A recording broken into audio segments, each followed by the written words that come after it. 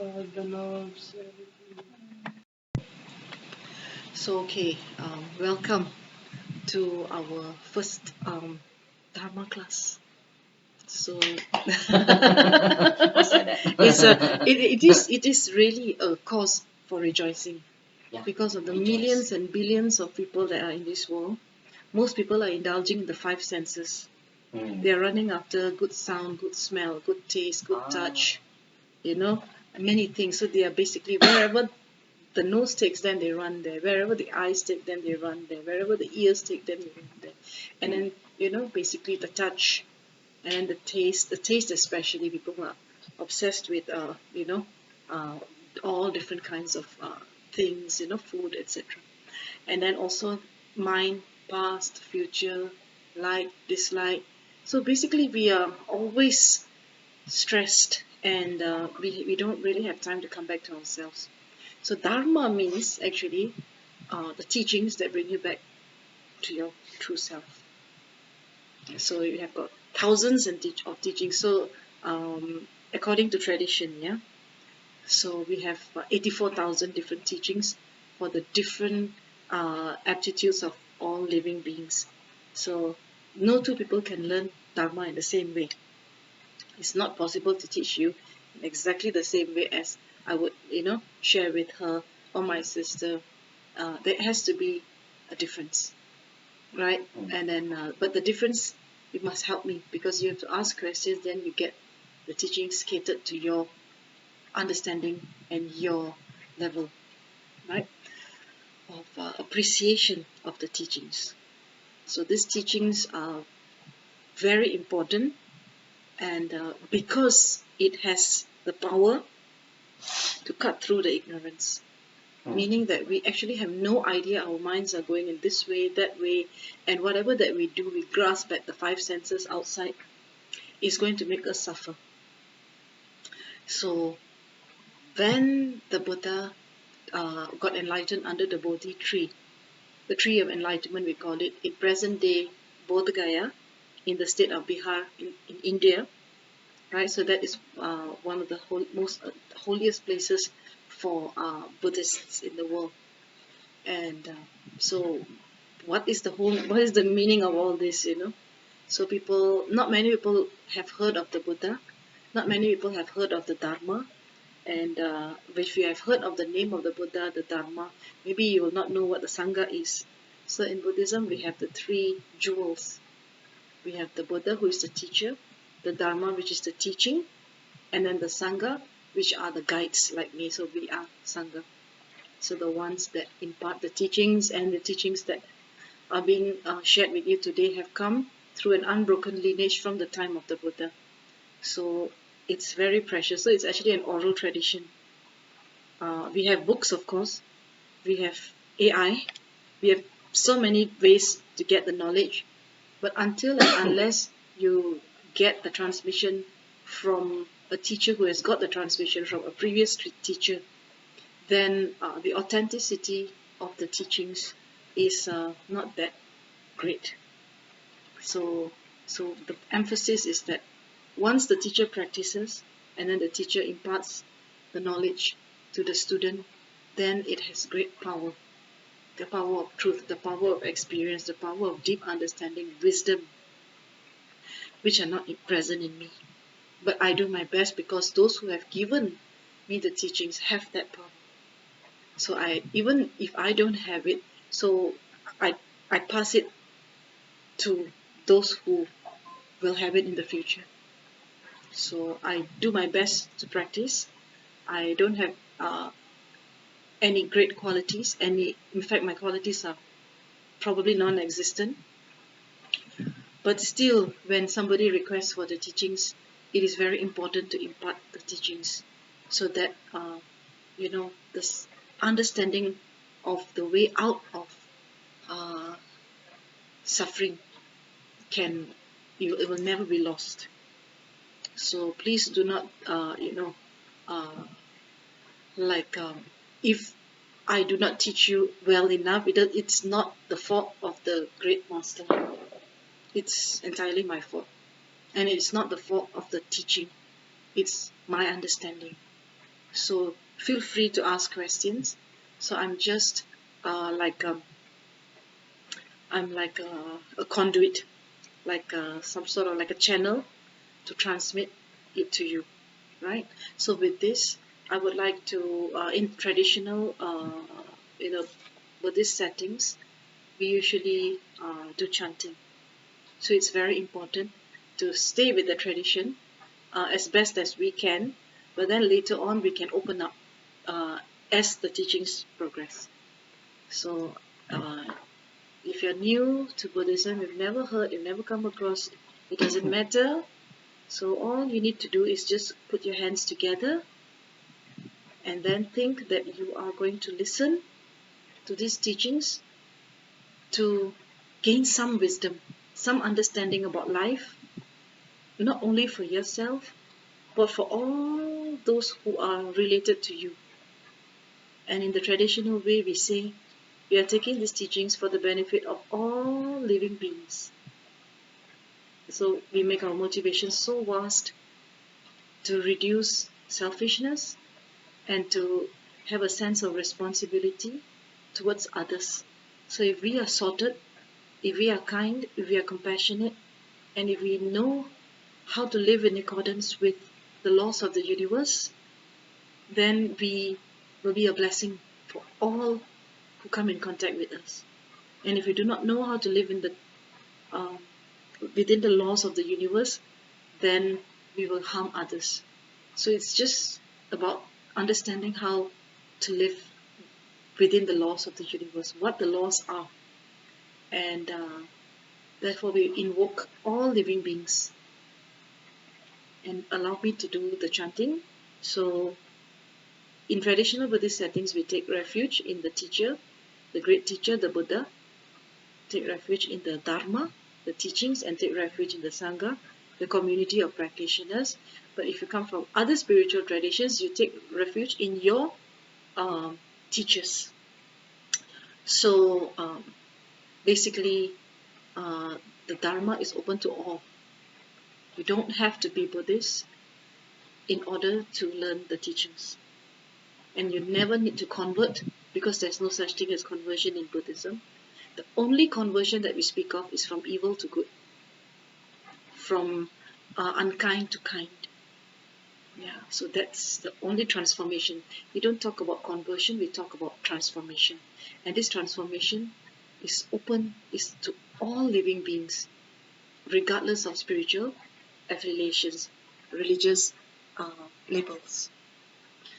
Sangye Choedron Soki Chokdam La Jangchu Bardu Dagi Chap Suchi Dagi Jin Sogi Besu Nam Ki Drola Benchir Sangye Ro Parasho Sangye Choedron Soki Choknam La Jangchu Bardu Dagi Chap Suchi Dagi Jin Sogi Besu Nam Ki Drola Pinchir Sangye Dro Parasho Sangye Choedron Soki Choknam La Jangchu Bardu Dagi Chap Suchi Dagi Jin Sogi Pe Su Nam Ki Drola Benchir Sangye Dro Parasho.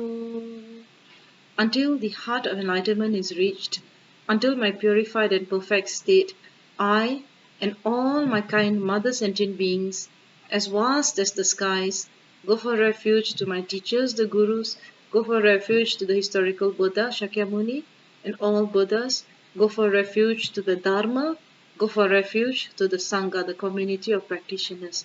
From the merit that we gain by practicing generosity, morality, patience, effort, meditation, and wisdom, may we become fully enlightened beings for the benefit of all living beings. Simchen tamche deva dan deve jodan tempar juruchi. Dunga dan dunga gi jodan dawar juruchi. Dunga me pe deva dan pa dami dawar juruchi. Nirin chadan nidan dawe tanyom chen pola ne par juruchi. Simchen tamche deva dan deve jodan tempar juruchi. Dunga dan dunga gi jodan da war juruji. Dunga me pe deva dan pa da me da war juruji. Nirin chadan nidan da we tanyom chen pola. Ne par juruji simchen tamche deva dan. Deve jodan de par juruji. Dunga dan dunga gi jodan da war juruji. Dunga me pe deva dan pa da me da war juruji. Nirin chadan nidan da we tanyom chen pola ne par juruji. May all beings have happiness and the causes of happiness. May all beings be free from suffering and from creating those causes of suffering. May all beings never be separated from the bliss of the true nature of mind. May all beings be equanimous, free from the dualistic fixations of attachment and aversion. Simche namki sampada loye jeta jeta waje jung tumon te pa yi triki korlo koltu. So we request the enlightened ones to turn the wheel of the Dharma for the benefit of all sentient beings. So we have set the tone. So we are going to listen very intently, because these are like precious jewels which have the ability to transform the mind from darkness to light, bring you from ignorance to wisdom. And it's nothing to do with bringing you into Buddhism. There is no such thing as any ism.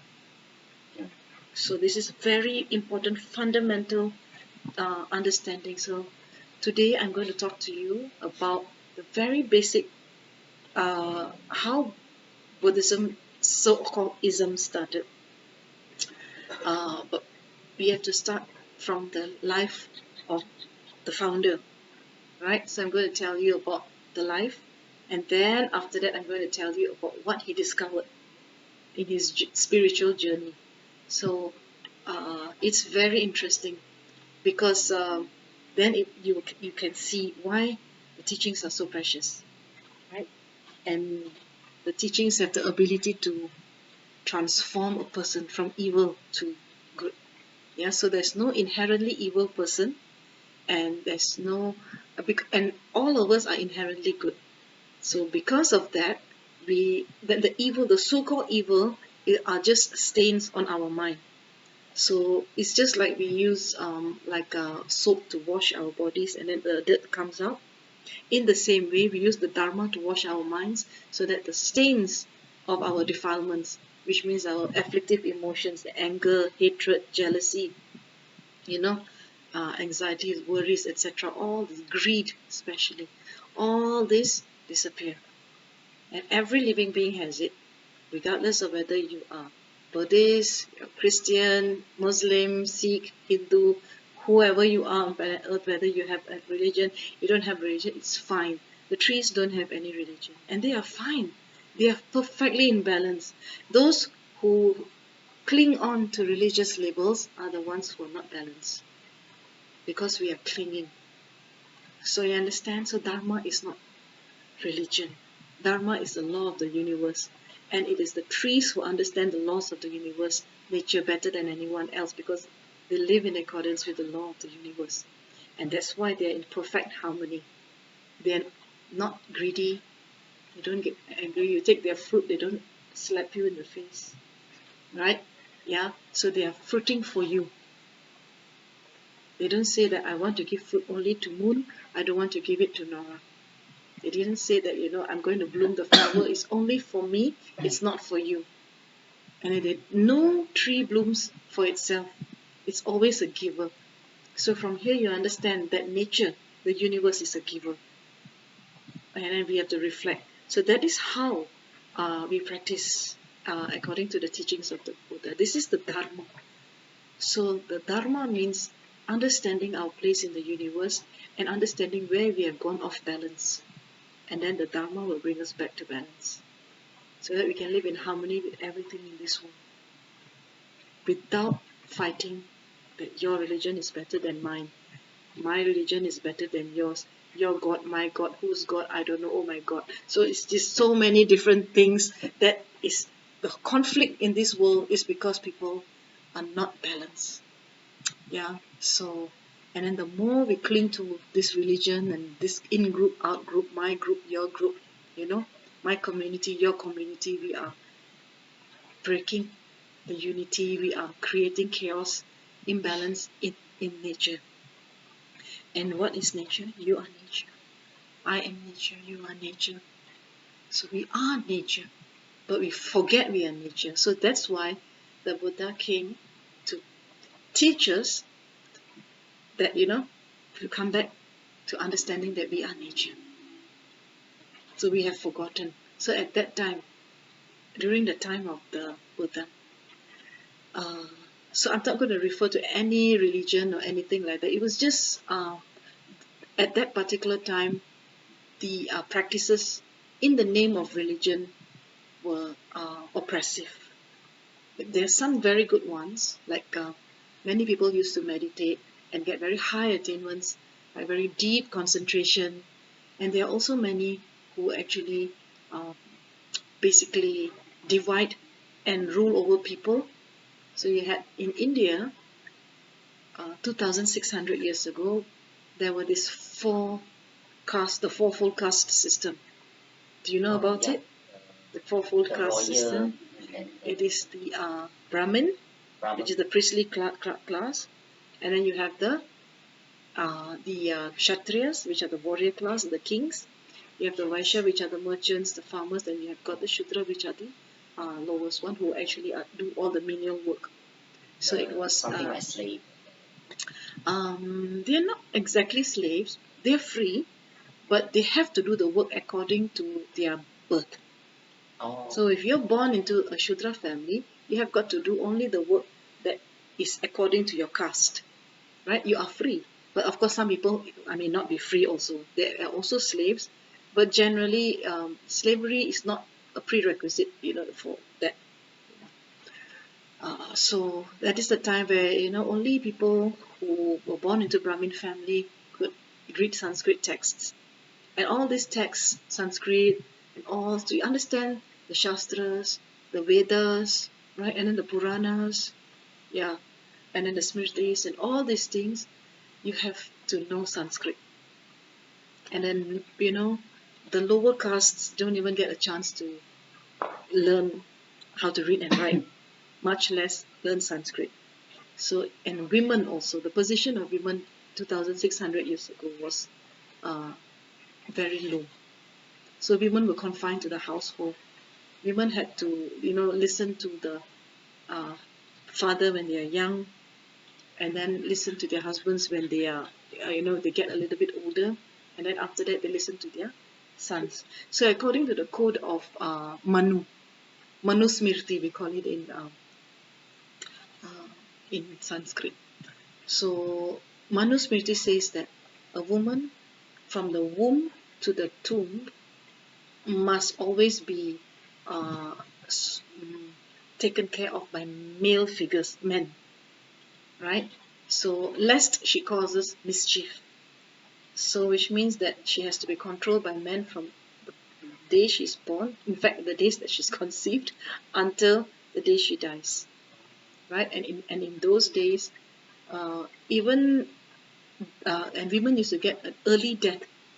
When their husbands pass away, they used to be taken and thrown into the oh, fire. And that practice was outlawed by the British. Uh, but in some places in India, in the 21st century, there are still sometimes, we hear of that. Even though the Indian constitution has disallowed it, but the practice of sati. And this is actually because fire is considered as very pure. So once you go back into the fire, it's like you're offering yourself to the fire. So it's that kind of psychology where women don't want to die. If their husbands are old and they are young, or even if they are old and the husbands are old, nobody wants to die, be burnt alive. Nobody wants. It's very painful death. But it was glorified as such that women who die with their husbands are chaste, and then women who do not die with their husbands, then later on they call them a lot of very derogatory names. So we call it misogynistic ideas. So misogynistic ideas means that women hating, means that they call women prostitutes, whore, many kinds of things. So it was very challenging to live in India at that time, where you don't get education, you're not allowed to go to school. Nobody becomes literate unless you are from the royal family or aristocrat. Then you get some education. But then again, you're confined to the household, and you've got to follow everything that the male figure tells you, right? So there's no freedom. So looking at all this, and then if you are an animal, born as an animal, so animals used to be sacrificed in in hundreds of thousands by kings. So it's like they call that yagya. Yagya are those very big uh, sacrificial ceremonies where they actually have a havan, which is like a fire, and then they chant, incantations, mantras, and all in order to uh, bring good luck to the kingdom and purify the bad luck. So then always there used to be animal sacrifice because nobody wants to sacrifice their life. So instead, they sacrifice the animals and thousands. So the more you can sacrifice, the greater the efficacy of the prayers. So a lot of wrong views. So wrong views about the place of women, wrong views about animals, and wrong views about religion, and then the wrong views about the human being. So it's like at that particular time in India, human beings were not considered equal. Men and women not equal, and then the fourfold caste system not equal. So the inequalities were just so great that then there something had to be done. It was just too much, So, but the Buddha did not purposely set out to dissolve those inequalities. It came after his enlightenment. Whenever he used to go, he used to travel anywhere, he used to see these kinds of incidences. He used to teach people that all living beings, all human beings are equal. At that particular time, they used to say that Brahmins, like as if it's a different species. And we know from science today that all human beings are of only one species. Nobody is a Neanderthal, nobody is a hominid, everybody is a Homo sapiens sapien. Everybody, regardless of whether you're Chinese, Indian, Malay, European, African, anyone, yeah, Latin American, anyone, indigenous, yeah, aboriginal. So everybody has the same, is of the same species. And then the Buddha used the word Jati Maya Lingam, meaning that the when you are born, you are actually born into the human species, and that human species is just one species. It's not two or three or four or five. Men and women, one species. Brahmin, Kshatriya, one species. Brahmin, Shudra, one species. So everybody is of the same species. But this understanding, we know it now through science, and later on, of course, people learned it from the Buddha. But before that, there was this great oppression that they didn't treat human beings equally because they simply didn't think that that was another human being. It was of a different species. It's just like you see birds. Birds, you have different species within the every fauna. We have different species. Fish, we have different species. In fact, every animal class of animals we see, we have different species, right? But human beings, we are only one species, only one. So therefore, we are all equal. right? Regardless of the color of your eye, color of your hair, yeah, color of the skin, everybody is equal. So these are very important things I wanted to tell you about the social context where Buddhism arose. So now I bring you back to this story. Once upon a time, you you like fairy tales, right? When you were Yeah. young, everybody likes once upon a time, and then I mean, everybody lived happily ever after. So the At the end, beginning, at the end, it has to happily be ever generic, after. right? Yeah, happily ever after. So once upon a time, there was a king and queen in a kingdom today in present day Nepal, in the area called Kapilavastu. Right? It was a kingdom called Kapilavastu, and it's in northern part of India and southern part of Nepal. Right? And today that kingdom is actually divided into half is in India, half is in Nepal, and the Indian part is in Uttar Pradesh, in a district called Gorakhpur, so it's like Kapilavastu, near to Gorakhpur. So it's Uttar Pradesh. Uttar Pradesh means the northern state. So it's interesting that the kingdom where the Buddha was born is divided into two. But the actual location where the Buddha was born is now in present day Nepal. So it's in a place called Lumbini. Lumbini. Yes, yeah. So when the so this the father, the king's name was Shuddhodana, and then the queen's name was Mahamaya, right? And they were childless. They did not have any children for many years.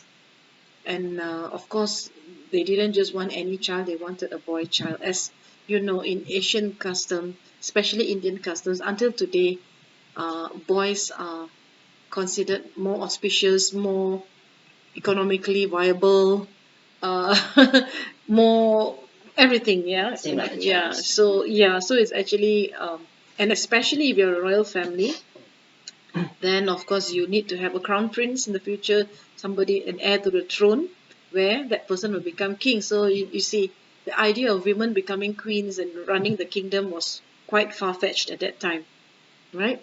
With all due respect to the late Queen Elizabeth II, yeah, and many other queens that we have had in the past also. Yeah. So, but we had many queens in India also. But that time it was mostly male dominated. So everybody wants a son. So they did lots of prayers, and then finally, you know, on one full moon night, uh, this Mahamaya, she dreamt of a white elephant circumambulating her 7 times, and then this white elephant in his in his trunk there was a garland of flowers, and then this white elephant circumambulated 7 times, and then entered into uh, Mahamaya's womb from the rib, the right rib, right, and then she woke up. She told the husband, the King Shuddhodana, I had this wonderful dream. She said, what can it be? So then King Shuddhodana called the royal astrologers. And then they said, oh wow, this is amazing sign of auspiciousness. That means you're going to get a son. There will be an heir to the throne. And then the whole kingdom started celebrating. 9 months later, uh, Mahamaya, the queen, requested her husband, King Shuddhodana, that she wanted to go back to her, uh, um, what is that, her parents' kingdom. The kingdom was just a neighboring kingdom. So from Kapilavastu, she wanted to go to the neighboring kingdom, if I'm not mistaken, Devdah or something like that. I can't remember the name of the kingdom. And she had to cross beautiful park, and the gardens are called Lumbini Gardens. Lumbini. Yeah, as per Indian custom, when women give birth, they usually go back to their maternal homes, right? And then their maternal home, they take care of them until the child, is and the mother are healthy. Then they go back, and then they have got some ceremonies, and then they go back to their the paternal home, right? Get what I mean? So then, before she could reach her kingdom, she started getting like what is that? This labor, the labor pain. Then after that, she asked her maids, please, can you make necessary arrangements? I think I'm going to give birth here. So they covered her, and then she was under a tree. What tree was it? Body tree. Not Bodhi Not tree. Is it a sal tree? Or I can't remember what tree it is. It's a tree. Yes. So if you look at depictions of the Buddha's birth, you will find Queen Mahamaya holding the Holding branch the of a tree. tree, and then in standing position and giving birth to the child in standing position. Yeah, because the child just came out. So the child came out after 10 months, not 9 months, 10 months, right? And then when he came out, so um, I don't know whether it's fact or fiction, because nothing 2,600 years ago is oral tradition. So it's very difficult, and it's not recorded. But this is oral stories. So oral stories say that when the boy was born, he took 7 steps, and then he said that I am supreme in this world. So if you look at this Yeah. Vesak Day, so Vesak Day, yes. there's a small little child, Yes. that boy, Yeah. he said, I am supreme in this world, right? And this will be my last birth. Then after that, the maids washed the child, and then after that, news was sent to the father, and then the father came, and then they took. So she didn't need to go back to her parents' house anymore. So they went back to Kapilavastu. So the child was welcome. It was the most joyous occasion, and the child was so beautiful and extraordinary beautiful with extraordinary signs. We call in Indian tradition, we call it the 32 characteristics. And these 32 characteristics are only there for 2 kinds of people, and I'll tell you that later.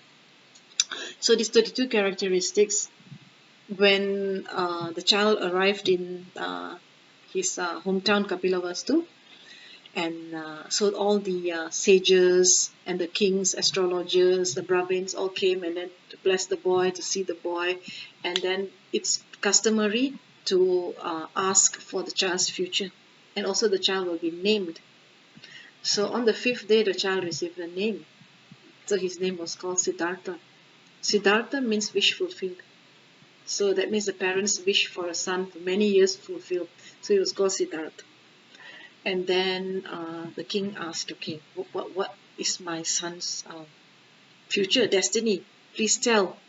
So then the Brahmins that were there, so they said, well, this child has got an amazing destiny. It's the most extraordinary child that we have never seen this kind of child before, which has 32 different characteristics, the bodily characteristics. So after looking at the hands, the palms, the feet, the eyes, the ears, everything, and then looking at the stars, the constellation, which time the child was born, etc. So the Brahmins came to the conclusion that this child has 2 destinies, either or. The first destiny is that the child may become a universal monarch. That means the king of the world, Oh. right? So we call in Sanskrit, we call it Chakravarti Samrat. So the king of the world. And the second destiny is that you become the sage of the world, the savior of the world, a Buddha, which means that you will renounce palace life, worldly life, wear the robes of a hermit like this, and then become a teacher, a religious teacher, a supreme a spiritual teacher, a Dharma teacher, to enlighten the whole world. So when the father heard this, he said, I'm not going to let my son become a monk. So he will become a universal monarch. So because he was from the Shakya clan. Shakya clan is a warrior clan. So it's the Shakya kingdom. So they were so proud of all things Shakya. So the Buddha, that's why the Buddha is known as Shakyamuni, because his father is from the Shakya clan. So he's actually he will be the king of the Shakyas. The people are called Shakyas. So he said, no, my son, the Shakya, is never going to be a hermit here. So he will become a universal monarch. And then one hermit who is a dear teacher of the father heard that there was a very special baby that was born, and in his meditation he could visualize, he could see the baby. Then and even on the day that the child was born, there was an earthquake, and he was shaken in his meditation hut. in a cave somewhere high up in the mountains, in the Himalayan mountains. He came, and Himalayan mountains is quite far away from Lumbini, but he traveled, and when he came, he asked to see the baby. And then when he saw the baby, he examined this way, that way, this way, that way. And then the baby, and then when he was about to see the baby planted the feet on the matted locks of this sage, and this sage was called Ashita. So in Sanskrit we call it Ashit Muni. In English we call it Sage Ashita. So Sage Ashita, when the child put the 2 feet, so the Sage Ashita had to, pay respect to the child. Which, because the child turned around, so is the child feet touched the matted locks, means that the child is greater than that sage also, and that sage was considered a very great being.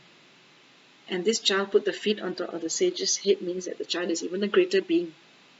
And that forced the sage to pay respect to this newborn child. So then the sage looked at every single, the nails, the fingers, every single characteristic of the baby, the face, and then also he also knew how to calculate the constellation, etc., and everything. And from his meditative practice and his superior wisdom, he told the king. The king asked, "What do you think? Is my son going to be a universal monarch?" Then Sage Ashita laughed and smiled and said, "No, he will become a Buddha." The king said, "What?" He said, "He's going to become a Buddha." So the king was very angry. He said, "Out." Go out. So he was like, he said, no, it's like, because in Indian tradition, if somebody says something, especially a great being says something, it's like it's destiny, it comes true, it's like inauspicious. So according to the king, the sage Ashita has said something so inauspicious that he didn't like it, so he said, "Out you go." So basically, when you come to bless the baby, you will tell, even if you don't want to tell the truth, you will say, "Oh, he'll become a universal monarch." But Sage Ashita said, "No, I will tell the truth, and this boy is going to become a Buddha." And the father couldn't take it. So then after that, when the father was rude to the sage said, "You can do whatever you want in your power, this child will become a Buddha." Then he scolded the sage, and the father said, "I am going to make sure that this boy becomes a universal monarch." So they were challenging each other. The sage said, "No, no way." So then the sage left. But before leaving, the sage cried. He cried so much, and then people asked, "No, why are you crying?" He said that, "I'm already very old. When this child becomes a Buddha, I will be dead by then. I will never be able to hear his teachings, and I'll never be able to come out from ignorance." So it means that at that time there was so much of ignorance, so nobody knew the way out of what we call this cyclic existence. Is called samsara. So samsara, it was a term that was already there in ancient Indian times. Sangsara. So in Malay language we call it sangsara. Sangsara. That means it's misery. So the samsara is cyclic existence. Samsara, not the perfume samsara. So we have samsara perfume and many other things samsara, right? And we have the nirvana band and all. So the opposite of samsara is nirvana, right? So samsara is the condition that we are in. So which means that we are born and reborn, reincarnated, reborn, rebirth, not reincarnation, rebirth, yeah? So we born, we die, then we reborn again, and then constantly being reborn, and then to suffer birth, old age, sickness, and death. That is the characteristic of samsara.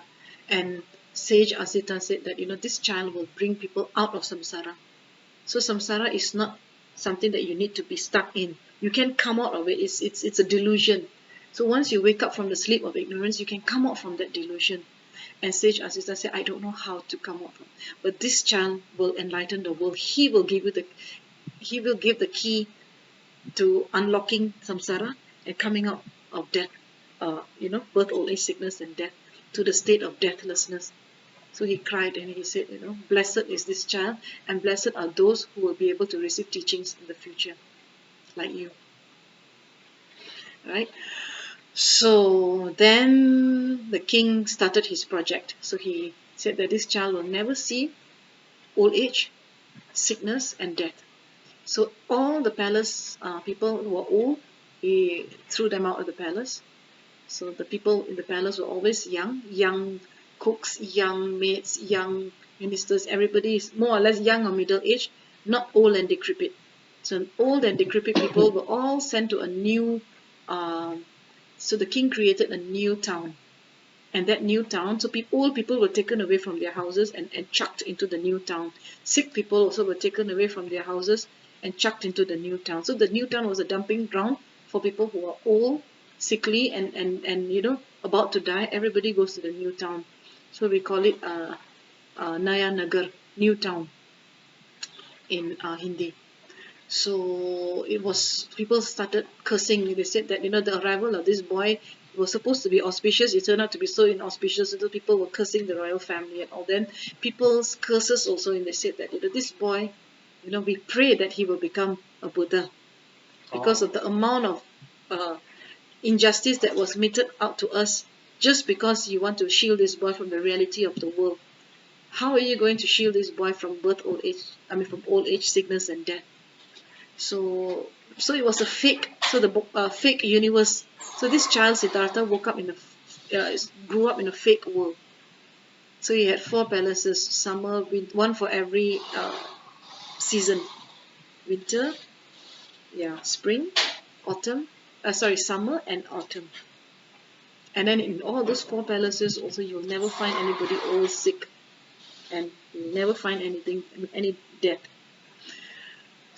So but let me rewind a little bit. So the child's mother passed away on the 7th day of the child's birth. So Mahamaya died, right? And then he was taken care of by his aunt, Mahaprajapati Gautami. So he became, his aunt is also the stepmom, because the aunt is also married to the father. The father had many wives. So his mother's own sister, who happens to be his father's wife, so he was brought up by Mahaprajapati Gautami, who later became the first Buddhist nun in the world. Oh. Yes, Mahaprajapati Gautami. So I owe my lineage of a nun to her. If she didn't ask the Buddha today, there will be no females monastics. Oh. Yeah, so that's why her name itself is so auspicious, and be full of gratitude for Mahaprajapati Gautami. She not only took care of Siddhartha and gave him all the good values, and she, as a stepmothers may not usually be very kind because they have their own children also. But she gave more importance to her stepson Siddhartha than her own son Nanda. Right? Ananda. Not Ananda, Nanda. Oh, Nanda. Nanda. Right. So then, many years. So the Siddhartha had a cousin brother, older cousin brother called Devadatta. Devdatta was constantly jealous of him, and he tried to sabotage him many times, and even tried to kill him later in life also. So he was also a prince. But when Siddhartha came, his importance fell because he was the only child in the palace, the only prince. And when Siddhartha came many years later, so the king showered more affection on his own son rather than his nephew. And then there appears a lot of negativities in the palace and all, and constant rivalry, competition. And at the age of 16, Siddhartha was married to Yashodhara, the princess from a neighboring kingdom. 16. So in ancient Indian tradition, we have all this competition. The princess will be invited to the kingdom where the princess will choose her suitor. So he went, and then he was adept in archery, horse riding, sword fighting. So everything a prince, you want from a prince, and also super handsome, super intelligent. So he learned all the knowledge that was to be learned at that time. So Sanskrit, Vedas, everything he learned. So he had the teachings from the Brahmins, and then he had the training from the Kshatriyas, the warrior aspect. So he was very well versed in the languages of the time.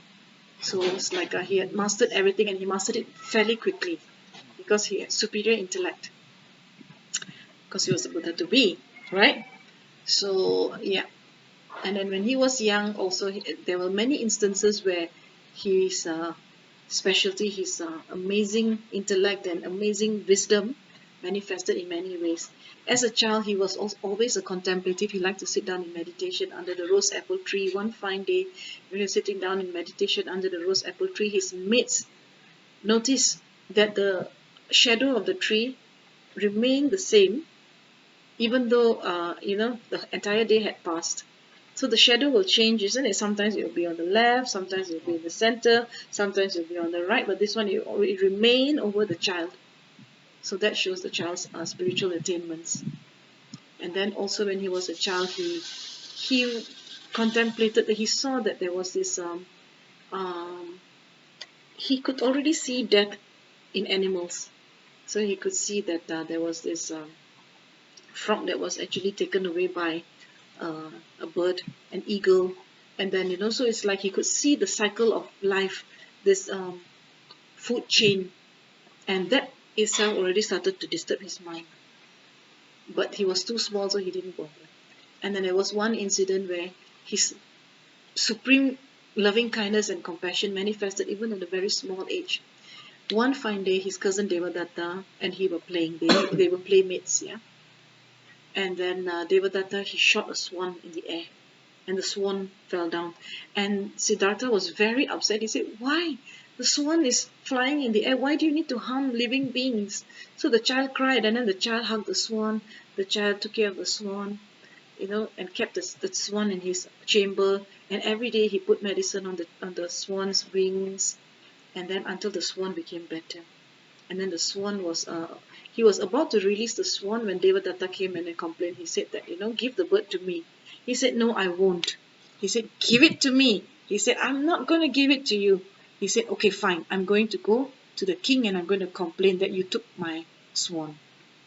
Because I shot it down, it belongs to me." So Devadatta and Siddhartha both went in front of the entire, all the ministers and the king.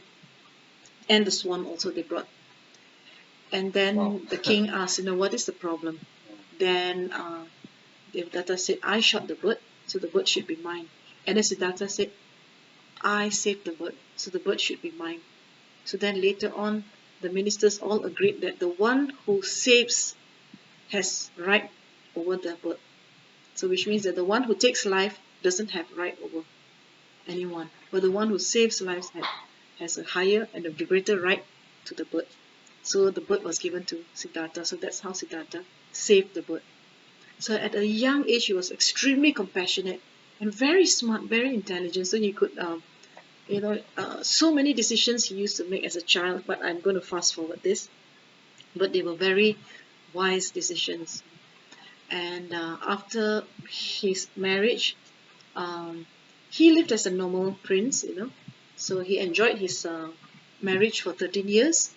And he was according to the text, he was a very good and responsible and caring husband. And he and Yashodhara, they were soulmates, like from the past. So they had actually taken vows that they'll be reborn every lifetime together until enlightenment. So therefore she came back into his life, and Devadatta also wanted to Yashodhara. So he was always looking at his sister-in-law. And so it's like it's just this horrible mess. So you could see all this drama going on in the in the palace. So despite marital bliss, Siddhartha felt trapped in the palace. And at this time, he was already about almost 29 years old. And then he said, "My whole life I've been in the palace. My father doesn't let me go out. Each time I go anywhere to any of the 4 palaces, I will always be heavily escorted by uh, the charioteers and soldiers. I don't get to meet the people. How am I going?" And I'm a crown prince. "When I become king, I will not have any understanding of my kingdom." So he asked permission from his father. "May I go out and see my subjects?" His father said no many times. Then he said, "If I don't see my subjects, how am I going to understand their problems and become a good king?" Then the father thought for a while. That's true. Yeah. Okay. Wait, give me a couple of days, then you can go out. So everything was made sure. So the king sent his soldiers to make sure that there are no old people, sick people, dead people, right? So everything is nice, and then it was all spruced up, so no dirt, everything, and then they hung buntings and flags and all. So it's like like a fanfare. So when Siddhartha came out from the palace, he saw another grand palace in the form of a village. It's just an extension of his luxury. So he did not see the actual village, actual suffering of the people. He was very upset. Mm. So he came back. So then after that, one fine day, he told Channa, he said, I want to see the people. Can you bring me? So then after that, Channa said, Channa was his charioteer, and Channa was the same age as him. So they were born in the same year, and they grew up together, and Channa was of a low birth, meaning the Shudra boy. And his job was he was a charioteer to ride the horse and bring Siddhartha here, Siddhartha there. So he said, Channa, come, let's go and see. So somehow or other, when he went out, when there was on a normal day, without all the soldiers and everything, so he saw the sight of an old man.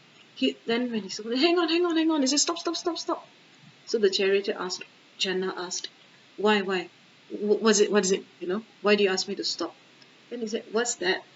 Who's that? Then Channa said, it's an old man. An old man? What is an old man? Then he said, the old man is a person who has lived for so long, and then he will become like that. So you are youthful, I am youthful, and then, when we become old, we'll become like that. Will I become old too? He said, yes. Channa said, will my parents become old? He said, yes. Will my wife become old? He said, yes. Oh no. Then he couldn't take it anymore. Something happened. Something really like hit him so hard, and he lost all joy in luxury palace life. And he went back to the palace, very, very depressed. Then he said, Channa, I must go out and see my kingdom again. I haven't seen, I've only seen this much, so I want to go out. So he went out again. And then the next time he saw uh, a leper, somebody who's like really, really sick and very bad condition, the body. Then he said, what's that? He said, it's a sick man. What is a sick man? What is sickness? He said, you don't know what is sickness? Channa asked. He said, no, what is sickness? Everybody is healthy. I'm healthy. So what is the meaning of sickness? He said, the human body is prone to sickness. It's natural for somebody to become old and sick. Will I become sick too? Channa said, yes. Will my parents become sick? Channa said, yes. Will my wife become sick? Channa said, yes. Then after that, another blow. Went back to the palace again. So the third time he came out of the palace, and this time he saw a corpse. Somebody, lying on a stretcher in India. So it's like no coffins, it's like a stretcher lying on the floor with white cloth and flowers, and the family was ready to carry the stretcher with a pot in their hand, and in the pot you have got like a fire, some sort like a kemenyan you burn, so you're going to carry the corpse from the house to the cremation ground, and then you will chant Ram Nam Satya Hai, like that kind of thing. So he said, oh, what's that? Is that a person? He said, yes. Why is the person not moving? And what is happening? Where are they taking this person to? They're taking it to the cremation ground. What is a cremation ground? And then because this person is a dead person. What is a dead person? The person who has left this body, and he no longer can talk, he no longer can speak, he's no longer here, he's gone. Then this was too much for Siddhartha to take. He said, will I die? Channa said, yes. Will my parents die? Yes. Will my wife die? He said, yes. After death, what happens? He said, I don't know. Then after that, by this time, it was just too much for him to take. Then he was so depressed for a few weeks. And then he said, Channa, please take me out again. So he went out. Then when he went out, he finally saw something that can make him happy. He saw a hermit. He saw a sage under the tree, dressed in saffron robes, like, saffron robes, right? The Indian sages, monk. He saw. Then he said, I want to be like him. Then he said, what do you mean? Channa said. He said that he looks so peaceful. He said that I've lost all my peace, and I've been having sleepless nights, and I just can't take it anymore. So then Channa brought him back to the palace. Then he started contemplating. He said, and by this time, on that day, his son was born. And his son, born after 13 years of marriage at the age of 29, when he was 29, his son was born. He said, oh no, I'm planning to escape today, and today my son is born. And a fetter has arisen. So Rahul means a person who's going to like block, the path of somebody, something like that, So there is a planet like Rahu in the constellation of the Indian astrology. So they call him Rahula. So Rahu is born, like going to block the path. So he said, if I have to escape. He said, I need to find the way out of death. I need to find the path to deathlessness to save all beings from dying. I don't think that death is our destiny. He said, there must be something better. He said, it cannot be like everybody is born to die, suffer. He said, there must be an end to this suffering. And he said, if I don't leave now, I'll be stuck because of my attachment to my newborn son. So at night, he crept out of the palace. So he left his wife who was sleeping next to the baby. And then he just looked at her. He kissed the baby and then gently kissed the wife on the forehead. And then he left. So he told Channa, he said, get the horse ready. And the horse name was Kantaka, white color horse. And it was his favorite horse for many, many years. So he was leaving everything. He left his parents, he left his wife, his newborn son, his luxuries, his title as a crown prince, everything. His best friend Channa and his dear, friend Kantak. So he went, and then at the river Anoma, after a few, towards the morning, a few hours after he left the palace, quietly, then they came to a river, and this river actually separates the kingdom from other parts of India. So then he said, Channa, drop me here. And then he cut his hair, and he took out his princely clothes, and then he put on the robes of a hermit. And then he said, send this back to my parents and my wife, and say that I will come back only after I have found the path to deathlessness, the path out of suffering. And then the horse cried, and then Channa cried and begged the Siddhartha, please don't do this. He said, I have to. It's for all humanity. He said, I cannot. It is worse for me to sit down and see everybody dying than to go. So he sent back his jewelry and his everything, whatever princely robes that he was wearing. And then he waved goodbye and then kissed the horse Kantak and said, bye, my best friend. You have been so kind to me. Now you go back. So then Channa, with a very heavy heart, and Kantak, they left, and then they went back to the palace and then informed the parents, the king and queen, and then Princess Yashodhara. And everybody was like, it was so much grief in the palace, and the horse refused to eat. And after a few days, Kantak passed away because he was so attached to Siddhartha. And then Siddhartha went, and then he went, and then to cut the long story short, so his was a 6-year trial. So it took him 6 years wandering in the forest. This is a prince who used to wear shoes and princely robes and always had people fanning him and all. Now in the heat, the sweltering heat, especially at this time, the sweltering heat of the Indian forests and all. So, and then also the thorns, and then no food, where to go, no direction, danger, wild animals, mosquitoes. So it was a very difficult existence to be a wandering monk, isn't it? So somehow he found his first teacher called Alara Kalam, and who taught him until the fourth stage of meditation. And then he surpassed his teacher. So the teacher offered the hermitage to him. He said, since you are so good and better than me, so I offer you my ashram.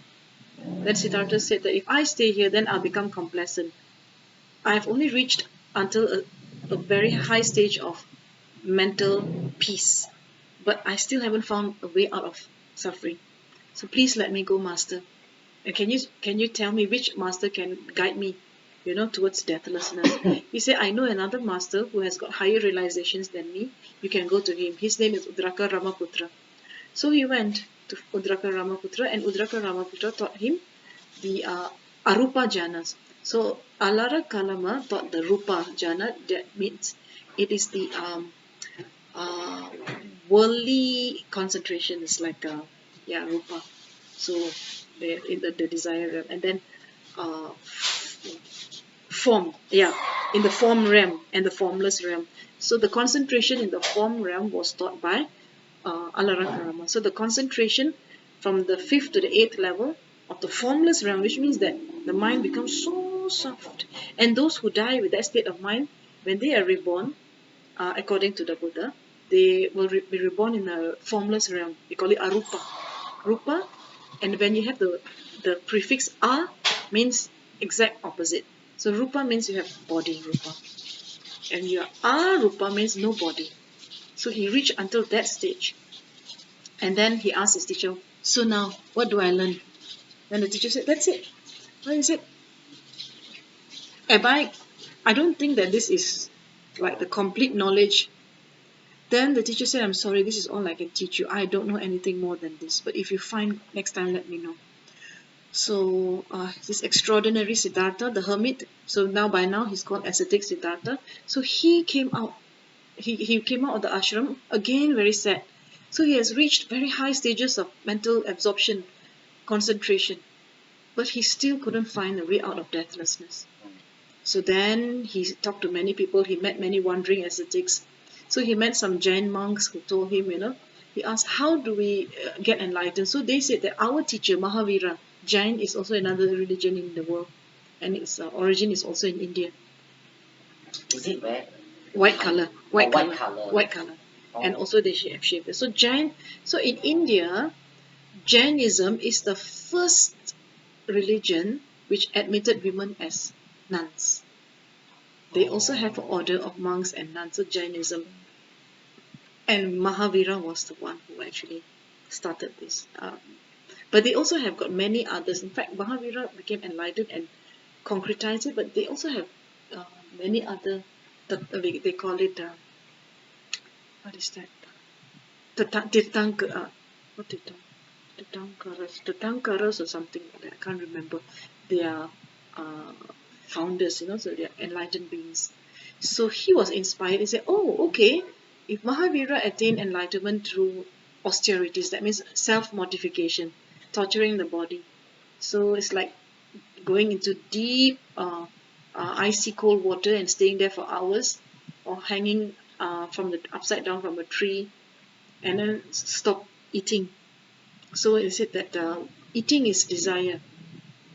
So reduce the food until such an extent where he was only eating one grain of rice every day, and he became like a skeleton. He had nothing anymore, just between life and death only, almost going off, right? And then some sources say that he even stopped taking water, but I don't know. I don't think so. But some sources say that he even stopped taking water. So he thought, that this is the technique.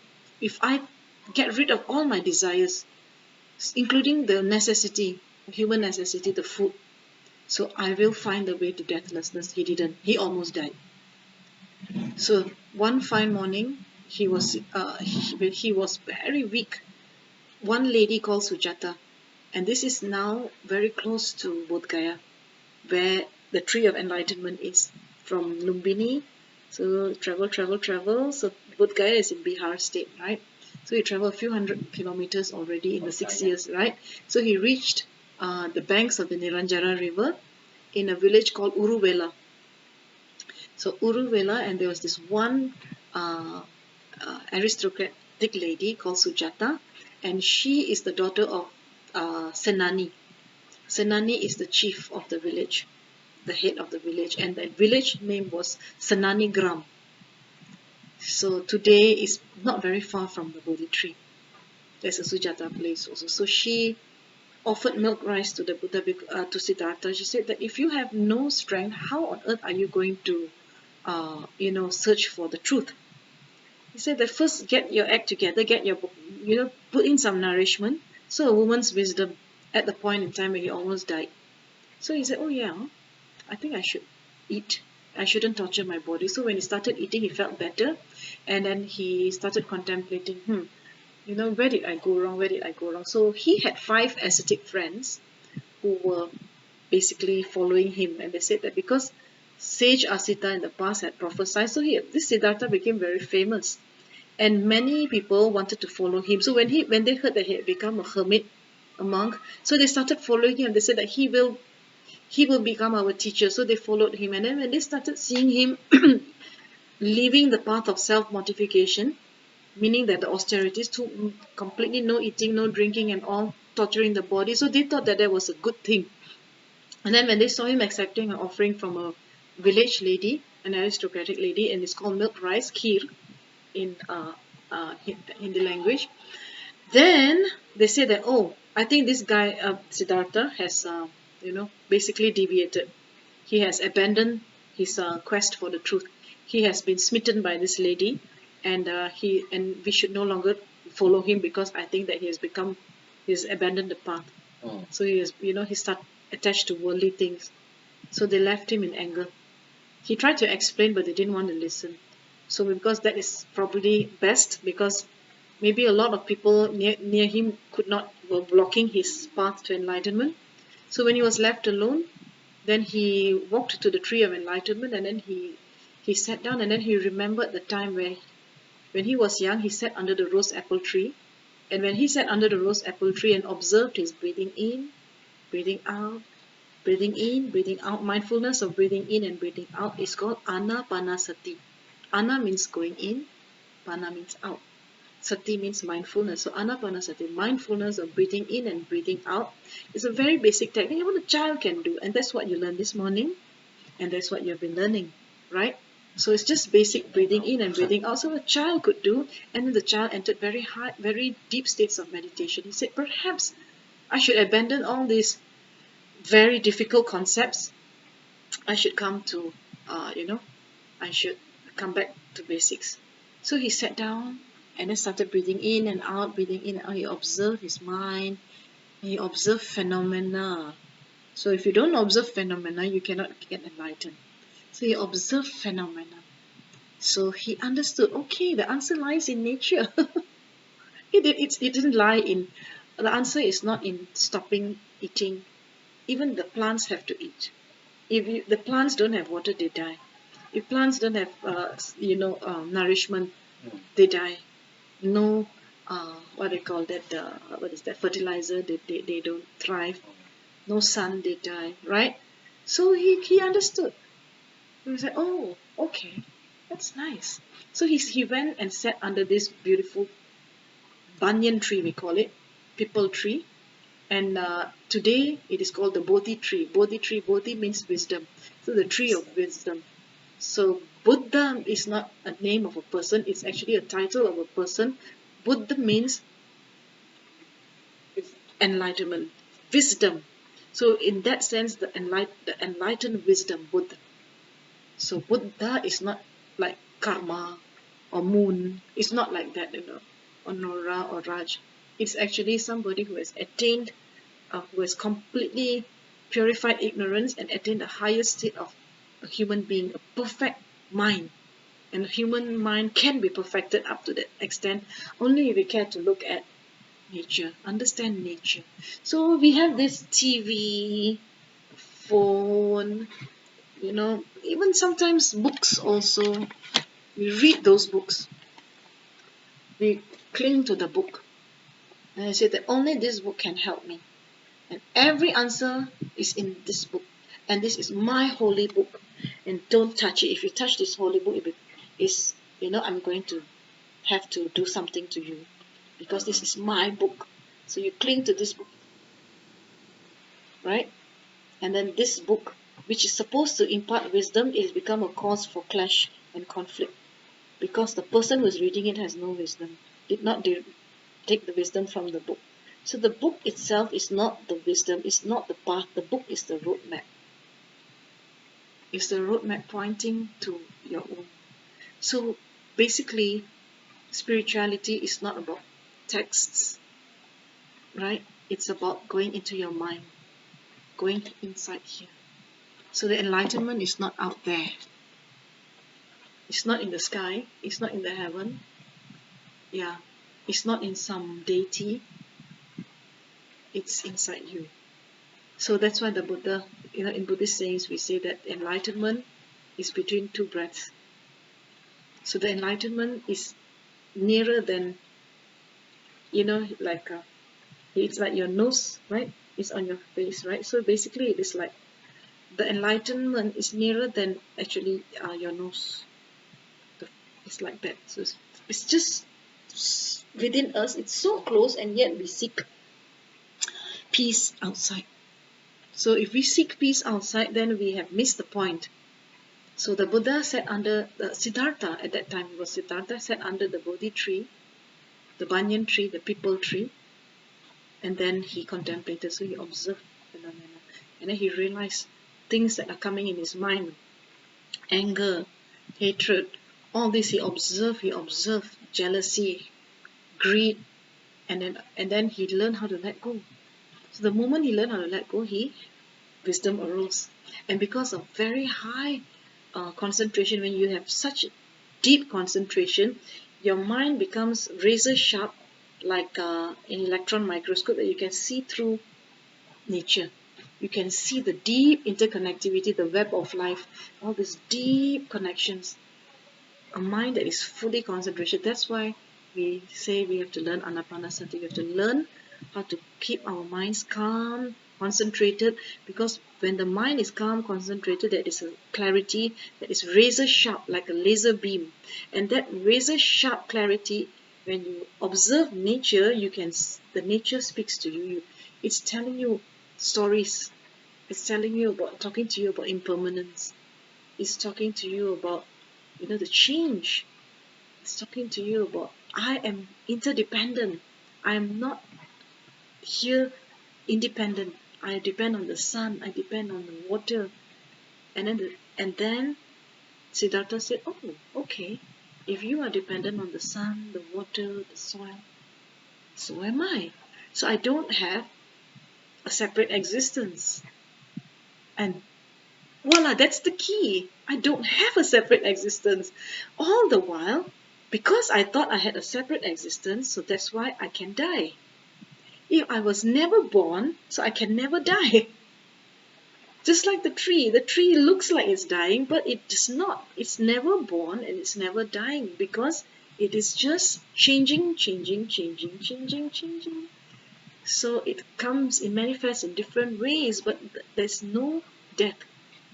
So this wisdom dawned on the Buddha, and that's how he became the Buddha. And that's the primary teaching of Buddhism is dependent origination, which means that there's no standalone entity here. Everything arises depending on causes and conditions. So that wisdom, and because of the razor sharp concentration of the Buddha, he could see past lives, his own past lives, the night of enlightenment.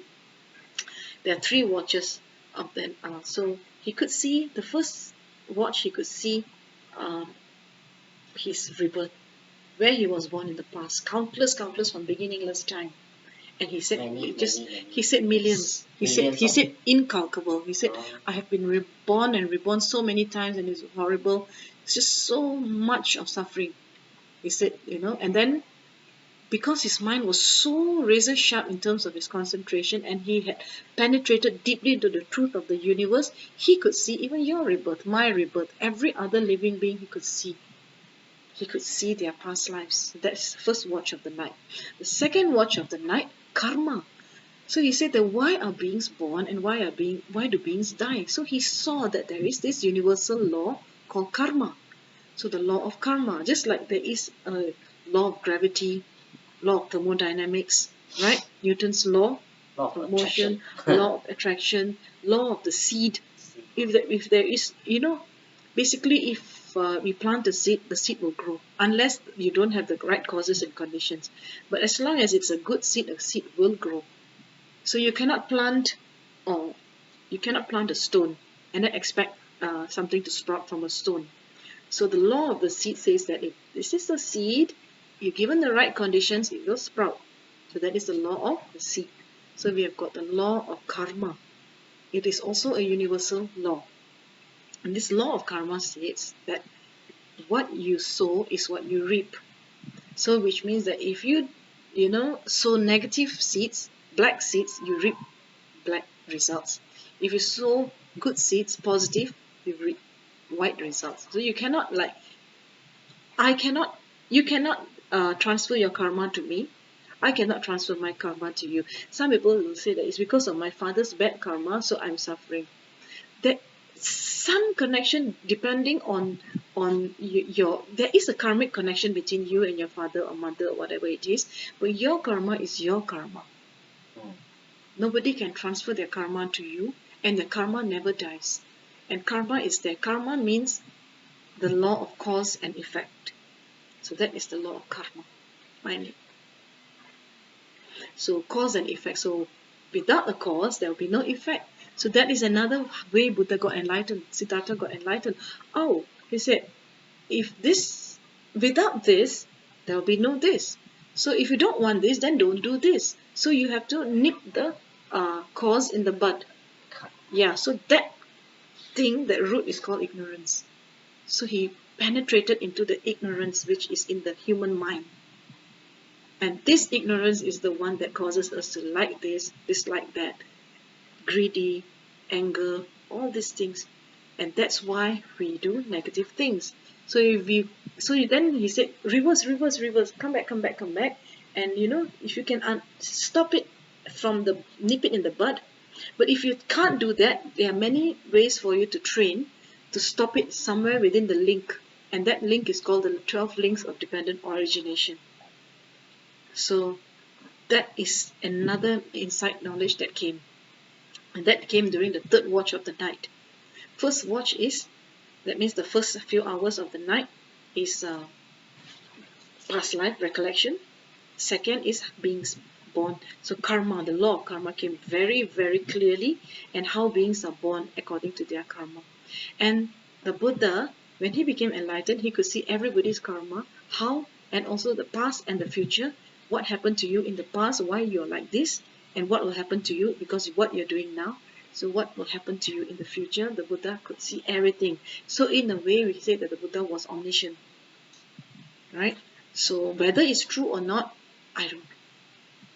But it's possible because the human mind is very powerful. Right? Mm. So, yeah. So if we can accept that, then we understand, that the only way to find out is you become a Buddha yourself.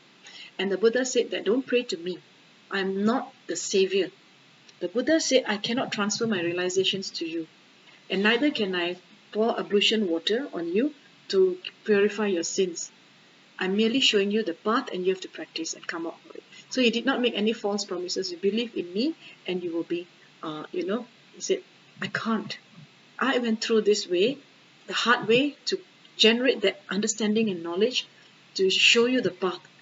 And I think that's good enough. So you have to do the hard work to practice. So that's why I must practice meditation and learn the Dharma.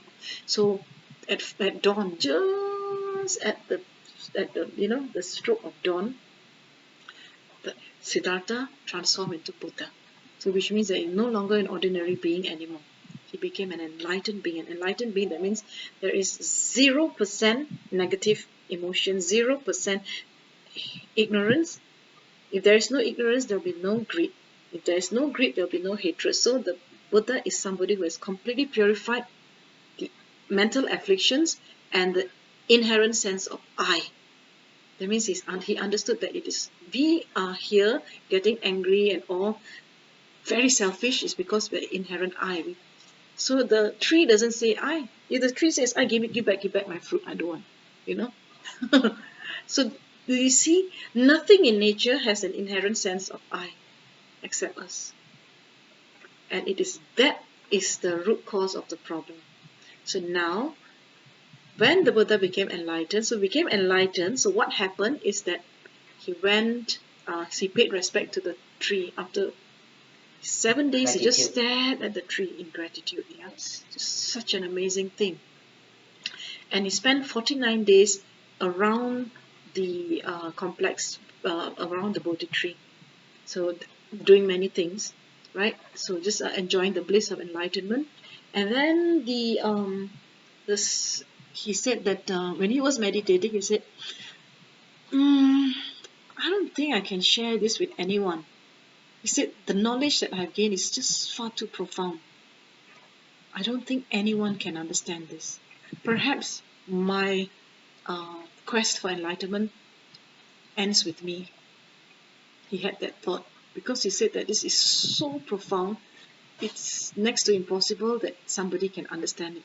And then tradition says that the devas, the celestial beings from the higher realms, the heavenly realms, came down requesting the Buddha. So you see, when I chanted just now, I chanted this verse in Tibetan, and this verse says, Semchen namki sampadan loye jetra jetawa jechong tunmong tepayi chweki korlo kordu sol. So this is actually requesting the Buddhas to turn the wheel of the Dharma. That's exactly as per tradition, because the celestial beings said this. Please turn the wheel of the Dharma. That means teach for the benefit of those who have different aptitudes. So the very advanced, there are some who are completely lost, there are some who are slightly wise, and there are some who are very wise. So the celestial being said that, there's so some people are so like little dust in their eyes. So some people have a lot of dust in their eyes. For those people who have got very little dust in their eyes, they will understand. So because they request, and because you request, then only we are allowed to teach. I'm not allowed to teach Dharma unless somebody requests, and that is the tradition. So then the Buddha said, okay, fine. So then he said, whom should I teach? Yeah?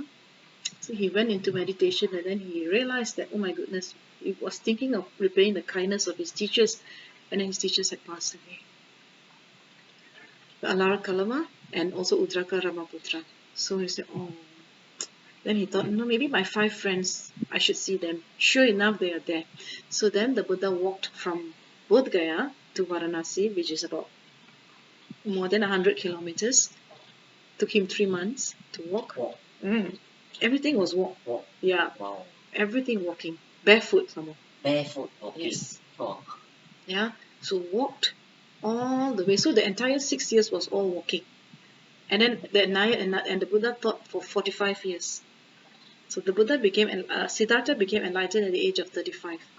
He left home at the age of 29. At the age of 35, he became a Buddha. At the age of 80, he passed away.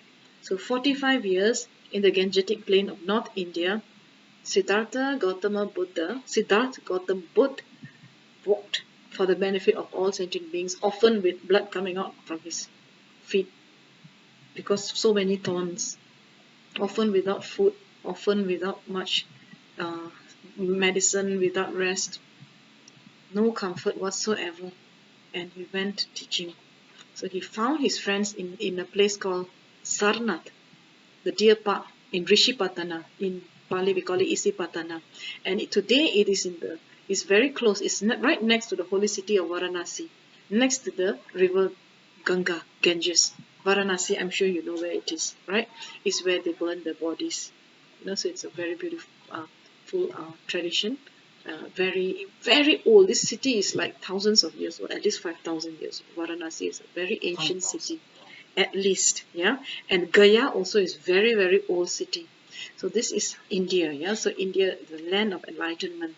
So every Buddha in the future will become enlightened in India. It is said according to the text, because India is it has those kinds of conditions of oppression. At the same time, people who have a lot of wisdom in order for it to.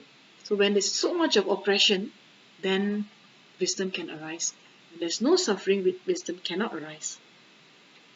So he went and taught the 5 friends. So then the 5 friends, he found them. So the 5 friends didn't want to look at him. He said, that, what is this? Who is this person who has become so, he has abandoned the way of asceticism, and he has gone running after women and luxuries and all. We don't want to talk to him. But then they couldn't help but see that something has changed. He no longer looks the same.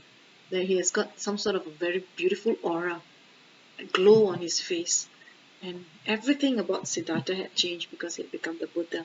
The way he talked, the way he walked, his face, his demeanor, everything changed. And then they felt so attracted to him. So immediately one person went to wash his feet, another person went to take his bag. So another person went to give water, another person prepared a seat. And all of them paid homage, and then they said, why are you here? They asked, what brought you to us? And he said, I found the way out of suffering, and I come here to teach you. He said, really? I said, yes. So after, a meal and all, so then at an auspicious, opportune moment, the Buddha taught the Four Noble Truths.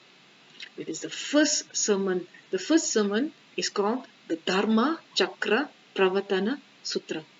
So Dharma means Dharma, the teachings of the Buddha. Chakra means a disc, a wheel. So it is a turning of the wheel of Dharma Sutra, and it is the first teaching of the Buddha. So now let me give you a very simple overview before we end the class. So I needed to tell you about how he has sacrificed so much. He sacrificed his child, his wife, his parents, his luxury, everything in order to give knowledge to the whole world. He didn't keep it to himself. And he wasn't selfish, but it's just that he wasn't sure. So, and that is, when he taught the five ascetics, Kondanya became the first enlightened being after the Buddha.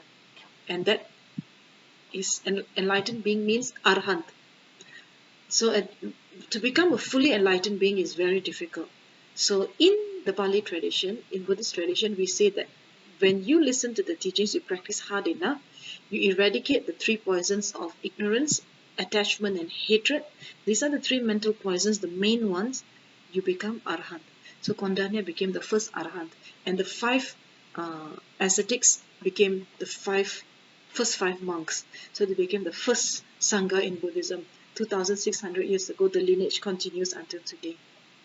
Right? And the lineage is also in me. The continuation of the Sangha lineage of Mahaprajapati Gautami, direct from the Buddha. So this is the authenticity of the tradition, authenticity of the teachings, and the teacher also received so many teachings from so many enlightened masters in this very life in the 21st century. So the teaching, the Buddha taught the Four Noble Truths. So the Noble Truth of suffering. So the Buddha said that there's a lot of suffering, and you have birth, old age, sickness, death, and then sometimes you meet people that you like, and then don't like, and then the people that you like, you separate from them. So meeting people that you dislike, being separated from people that you like, and causes and conditions that you like, that favor you, is suffering. Right? Impermanence, change is suffering. Because you grow old, you become sick, you get separated, people around you die. So change is massive suffering. Right? So basically, not getting what you want and getting what you don't want, and then the major sufferings of birth, old age, sickness, and death, and change, all these things characterizes our life, and all of us have to go through it, and it's very painful. Ask somebody in the hospital today how painful it is to be sick, and those people who have terminal illness, how difficult, and those who have lost loved ones. All of us have lost loved ones before. How painful it is when you lose them, and how painful it is to be in situations of hunger, don't have medicine, poverty. That is also so much suffering. So the Buddha didn't give us any illusion. The Buddha said, okay, he said should I lie? Oh, the Buddha never lies. So should I tell you the truth? Of course, right? Because the Buddha never tells a lie. So he said that I could frame it in a sugar-coated way, that life is blissful, life is so nice, but that will delay your sense of urgency. So the Buddha said the most important thing is to understand that it's so urgent, because this human life is the only life where you can practice and come out. And practice means you do meditation, you make your mind razor sharp in terms of the clarity and concentration, and then you focus on nature.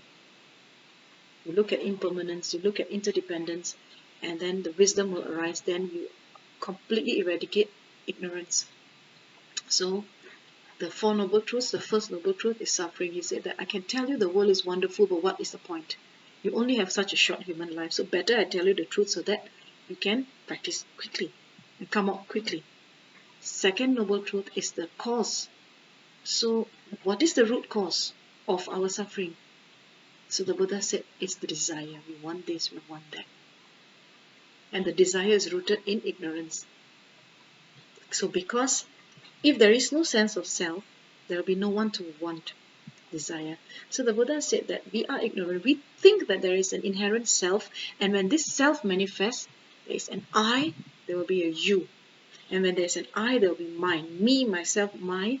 And when there is mine, there starts to be grasping, that then the mind becomes greed.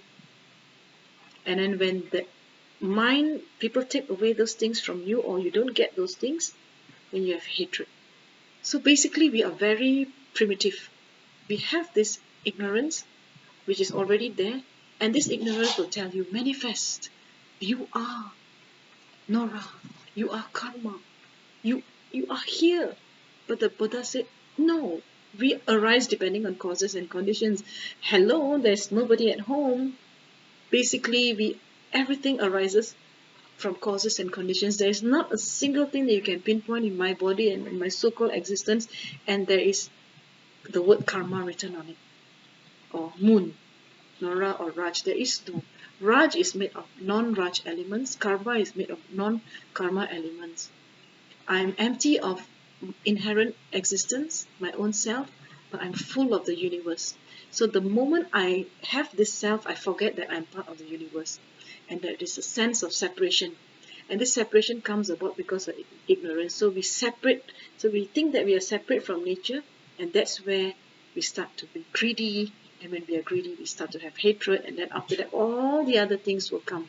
So the Buddha said the second noble truth is desire. But actually, underlying desire is ignorance. So desire means grabbing. So once you like to grab this, grab that, grasping and clinging to things, is attachment. Yes. So the grasping and clinging to things is the root cause of your suffering. Our suffering, my suffering, your, me. We are all suffering. So the moment you learn how to let go, then you drop the suffering. Simple as that. The third noble truth, the Buddha said, there is a way out of suffering. There is a way. If there is no way, then there's no point in me sitting down here and talking to you.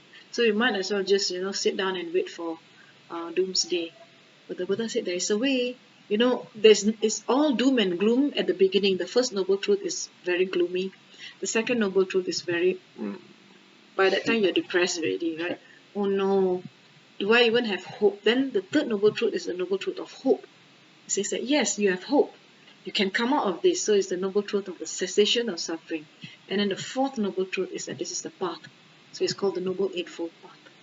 So the Noble Eightfold Path is divided into three. Ethical training. So which means that you have, the Buddha said that according to the law of the universe, a person who kills will be killed. A person who steals will have to, will be stolen from. A person who has sexual misconduct, that will happen to you again in some other life, right? And a person who lies, you'll be lied to, right? So a person who says harsh speech will have to be shouted at. So what you give into the universe, what rubbish you put into the universe is what you're going to get back. So these 5 precepts is the ethical principle. So it's not about thou shalt not kill, thou shalt not steal. It's not about that. It's about understanding. I undertake the training not to kill any living being. That's number 1. Number 2, I undertake the training not to take what is not given. Number 2. Number 3, I undertake the training not to indulge in sexual misconduct, meaning that you harm somebody else's body without consent.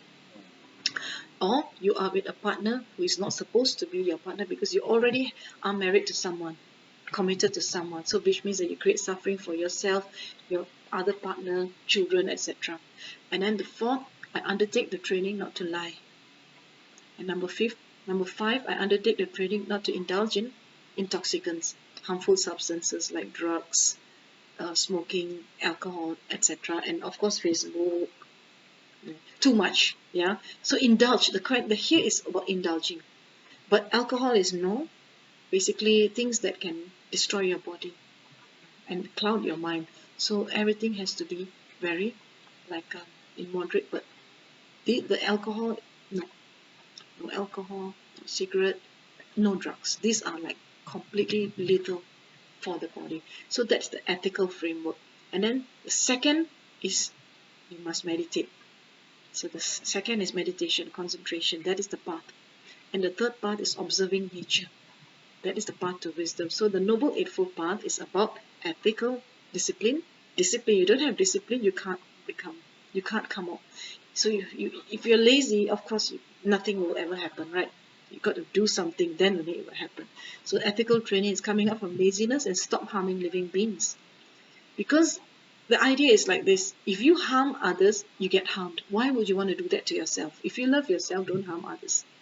It's a selfish kind of a way of putting it, but because we are selfish, so if we put it in a way that if we don't want to get harmed, so we better don't do. And then the second one is meditation that you learn every Sunday, and the third one is the wisdom, and that too I will teach in my future videos, which we call vipassana. So the middle one is concentration, samadhi we call it. We sit in full 100% concentration.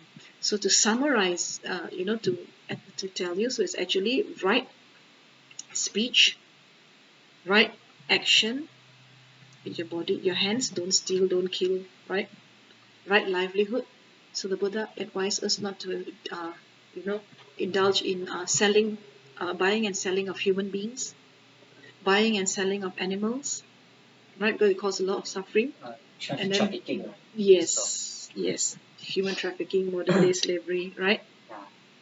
And then not to, deal with arms, because nuclear, all these kinds of things, knives, etc. So the universe is like Yeah. So the Buddha said very clearly, if you are going to deal with that, then those who live by the gun will die by the gun. What goes around comes around. So that's the law of the universe. So the Buddha said the karma is very simple. Whatever rubbish you put in, that's what's going to come back.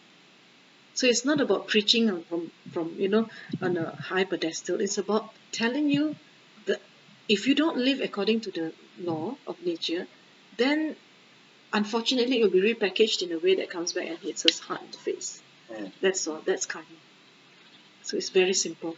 So right speech, right action, right livelihood, right effort. You have to make effort. If you sleep lazy, don't want to get up, don't want to do your meditation, then of course you're not going to progress. And right mindfulness, and I talk about mindfulness all the time, right? So mindfulness means that you remember. Yes, that's the first one. Yes. So the first mindfulness, everything that you do, the way you talk, the way you walk, you've got to know that you're truly alive. I am. When you're sitting on your chair, you know that you're sitting on the chair. When you're breathing, you know you're breathing. When you're walking, you know you're walking. When you're eating, you know you're eating. So everything is done with full awareness. That is right mindfulness.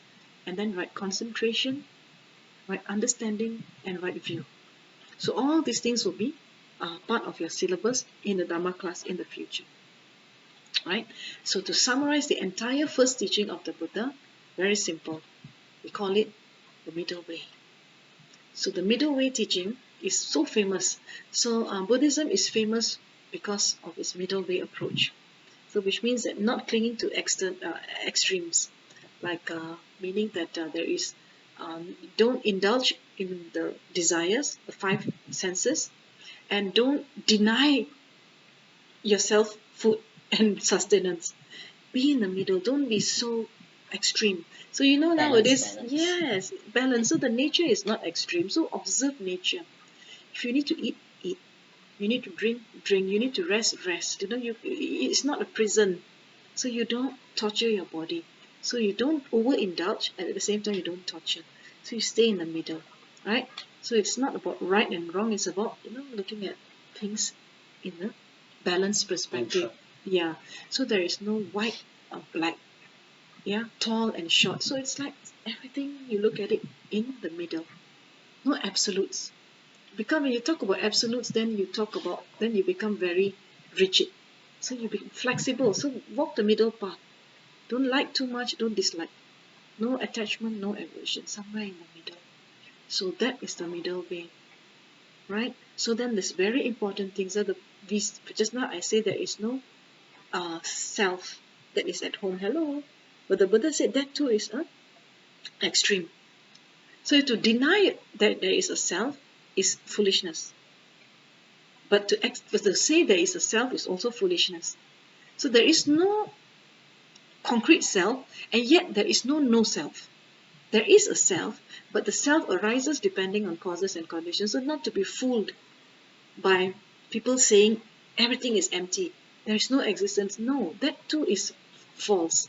So if you say that things are empty, but then you're here in front of me and I'm here in front of you. If there is no one here at home, then who is going to experience the karma? Who is eating? Who is sitting down here? Who is breathing? So the Buddha said everything follow the middle path. So I will end the class today with this idea that the middle path, if you really understand, meditation also comes back to the middle. So when you bring your awareness back to your breath, you are actually bringing yourself back to the middle. Everything has a middle point. That means the middle point is the point of balance. So when you do your pranayama also, you're bringing back your mind to the middle. Not to extreme, not extreme light, dislike, cold, hot. So eventually we start to break down these dichotomies. We stop becoming dualistic.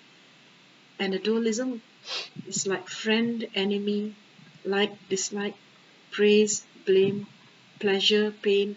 All these things will dissolve because we cling to that as real. So at the end of the day, understand that nature, they are in harmony, they are in the middle. Nature is following the middle way. So when are you going to start following the middle way?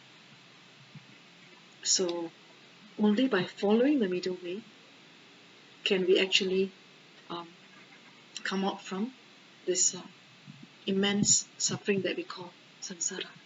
Samsara And guess who created the samsara? means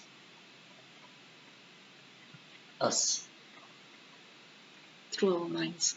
So the moment you stop grasping, you're in nirvana. When you grasp, you're in samsara. So learn how to let go. So a person who has completely let go is a Buddha. So which means that the 24/7, no more clinging, then that person is in nirvana. So you have glimpses of nirvana. When you let go, you're happy, peaceful. That's nirvana in a way, a small taste.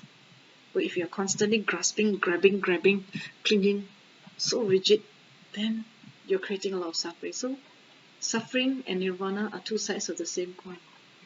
So I say like, yeah, so the samsara and nirvana, two sides of the same coin. We have the ability to choose. So what are you choosing every moment in life? By not being mindful, we are choosing samsara. By being mindful, mindfulness means let go and be in the present moment, we are going towards nirvana. So it's actually so simple. It manifests in our daily lives. It's not talking about sitting under the banyan tree, and then I don't have that kind of illusion for myself. We can achieve that. But if I can't even walk in mindfulness in my garden, don't talk about the Bodhi tree and sitting and becoming a fully enlightened being 24/7. Right? Any questions before I end? Question.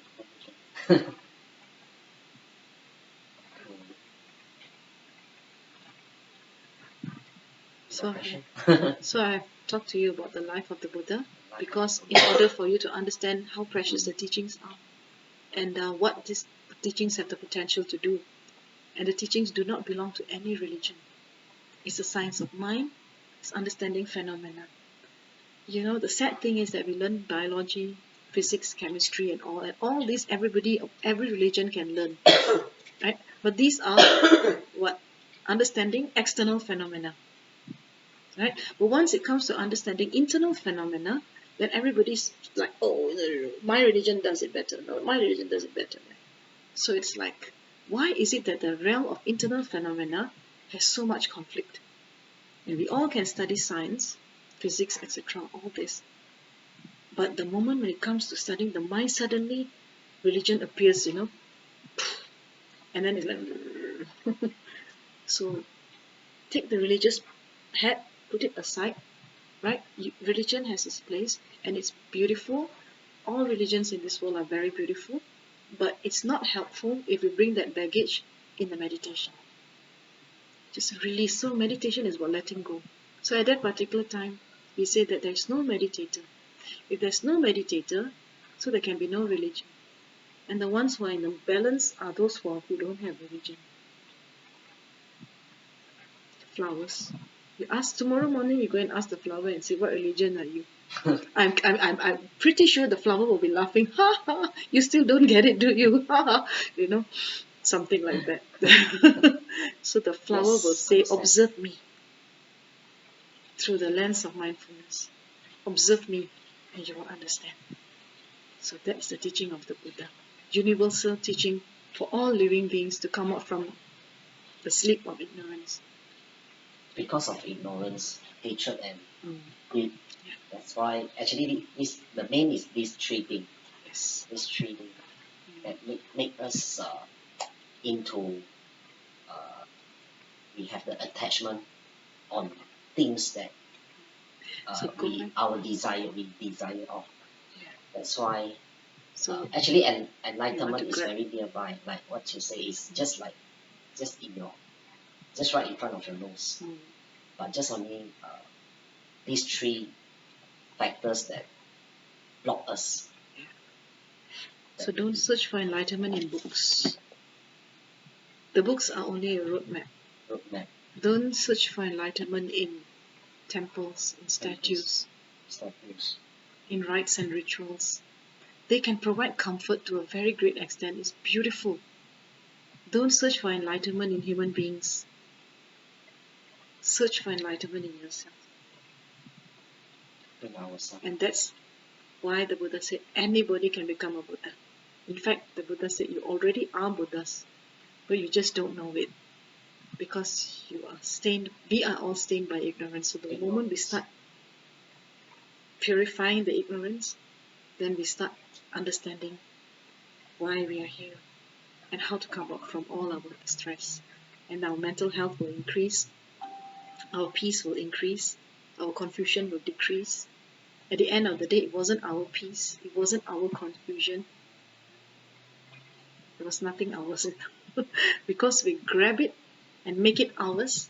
The headache, I got headache, is my headache, my pain, my leg pain, my back pain, my headache, my stomach ache, mine.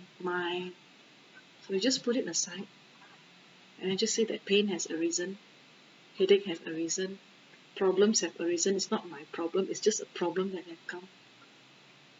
So when you connect the problem to the I, that's where the suffering comes. That's where the ego comes and that's where the conflicts come. And that's why I say I'm very scared of religion. Because the religion, if you don't know why religion is there, then you get bitten by the snake of religion. Religion is actually in this world religion a lot of is man-made out. A lot of religion is like the man-made out. Religious leaders have come here to show us the way Mm. inside, but we get stuck in the books. Every single spiritual teacher that has come on this earth shows us the way inside. But somehow we miss the point. We attach to the teacher, we attach to the temple, we attach to the books. Buddha said, don't attach to anything. Go inside your own mind, and then, then you see in the laboratory of your own mind, you become empowered.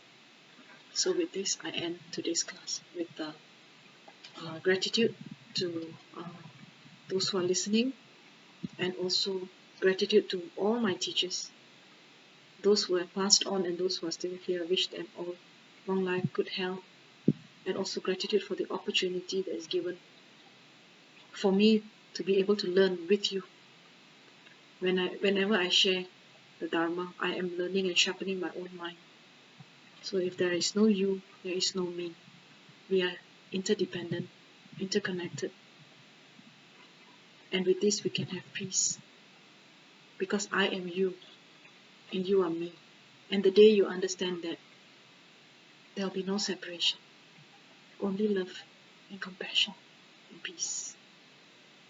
Sunam di tham chi se pa ni thom ni pe dranam tham ji ne ke ga na chi ba la Tropa yi ti pe zole rowa sho jampel pa wu ji tara kien pa ta kun tu zang po de yan de shin de da kun gi jesu da lo chün gi wa di da tam che rab tu ngo de sen she pe kya wa tam che gi ngo wa ga la che tu nga pa di Dagi gewe tsawa di kun chan sampo ju ji rab tu